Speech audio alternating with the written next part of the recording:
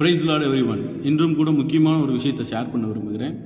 நம் நாட்டை ஆண்ட முன்னாள் முதல்வர் ஐயா டாக்டர் கலைஞர் ஐயா பற்றி எல்லாத்துக்கும் தெரியும். அவர் மிகவும் அதிகமாக புத்தகங்கள் படிக்கக்கூடியவர். அவர் நிறையா புத்தகங்களை விரும்பி படித்தாலும் அவர் ரொம்ப விரும்பி படிக்கக்கூடிய புத்தகங்கள் ஒரு சில புத்தகங்கள். அந்த ஒரு சில புத்தகங்களிலும் மிக முக்கியமான புத்தகம் எதுனா பைபிள். அவர் டெய்லியும் பைபிள் படிப்பாராம். டெய்லியும் பைபிள் படித்து தான் அந்த நாளை ஸ்டார்ட் பண்ணுவாராம். அப்போது அவர் படிக்கும்போது, அவர் படித்து கொண்டு இருக்கும்போது ஒரு வசனம் அவருடைய உள்ளத்தில் பேசுனுச்சான். என்ன வசனம் தெரியுங்களா?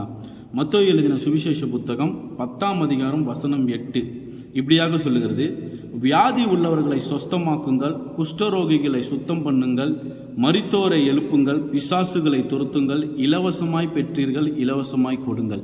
இந்த வசனம் ரொம்ப அவர் ரொம்ப டச் பண்ணுச்சான். அப்படின்னா என்ன தம்பி, இது ஒரு நார்மலான ஒரு வசனம் தானே அப்படிங்களா? இதில் என்ன டச் பண்ணுச்சுன்னா, நான் உங்களுக்கு சொல்ல விரும்புகிறேன்.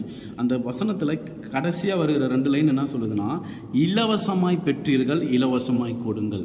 இந்த வசனத்தை அவர் படிக்கும்போது அப்போ தான் அவருடைய உள்ளத்தில் இயேசு நிறையா ஏழை எளிய மக்களுக்கு அற்புதங்கள் செய்தார். எப்படி செய்தார்னா, இலவசமாக செய்தார். அதை படிக்கும்போது அவருடைய உள்ளத்தில் என்ன வந்துச்சுன்னா, நாமும் இந்த ஏழை எளிய மக்கள், ரொம்ப அடித்தட்ட மக்களுக்கு ஒரு இலவசமாக ஒரு மருத்துவ உதவி நம்ம செய்யணும்.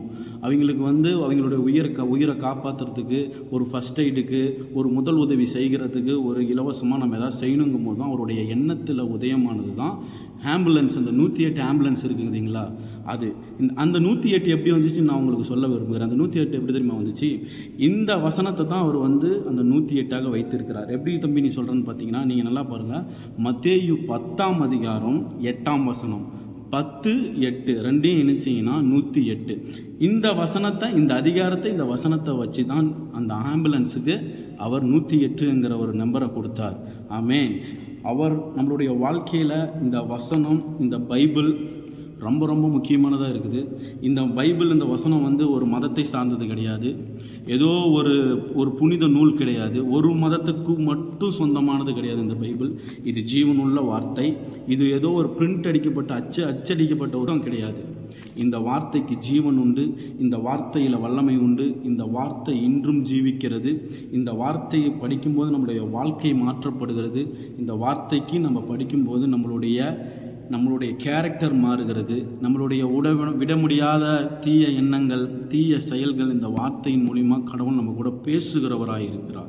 இயேசு இன்றும் ஜீவிக்கிறார் என்று கிறிஸ்தவர்கள் சொல்கிறார்கள் என்றால், இயேசு எப்படி ஜீவிக்கிறார் என்றால், இந்த பைபிள் வார்த்தையின் மூலிமா இயேசு ஜீவிக்கிறார். அதே போல் நாமும் இந்த பைபிளை படிக்கும்போது நம்மளுடைய வாழ்க்கைக்கு தேவையான அனைத்து வழிகாட்டியும், எந்த சூழ்நிலைகளில் எப்படி நடக்கணும், நம்மளுடைய வாழ்க்கையை எப்படி நெறிப்படுத்தணும், நம்ம வாழ்க்கையை எப்படி நடத்தணுங்கிற அறிவுரைகள் இந்த பைபிளில் இருக்குது. இது ஒரு மதத்துக்கு சார்ந்தது கிடையாது. இது கடவுளின் வார்த்தை. ஆமென். யார் பைபிள் படிக்கிறீங்களோ இன்னும் பைபிள் படிங்க. பைபிள் படிக்காதவங்களா, நான் இயேசு கிறிஸ்து நாமத்தினால, இது ஒரு மதம் கிடையாது. கிறிஸ்டியானிட்டிங்கிறது ஒரு மதம் கிடையாது, ஒரு மார்க்கம். ஒரு மார்க்கம்னா வழி. நீ ஒரு சொர்க்கத்துக்கு போகிற ஒரே வழி இயேசு கிறிஸ்து தான். அந்த வழி இந்த பைபிள் வசனத்து மூலிமா உன்னை வழி நடத்துகிறார். உன்னை ஒரு மனுஷனாக மாற்றுகிறது இந்த வார்த்தை, தேவனுடைய வார்த்தையாக இருக்கிறது. தயவு செய்து இந்த வசனத்துக்கு நம்ம மரியாதை கொடுப்போம். ஆமென்.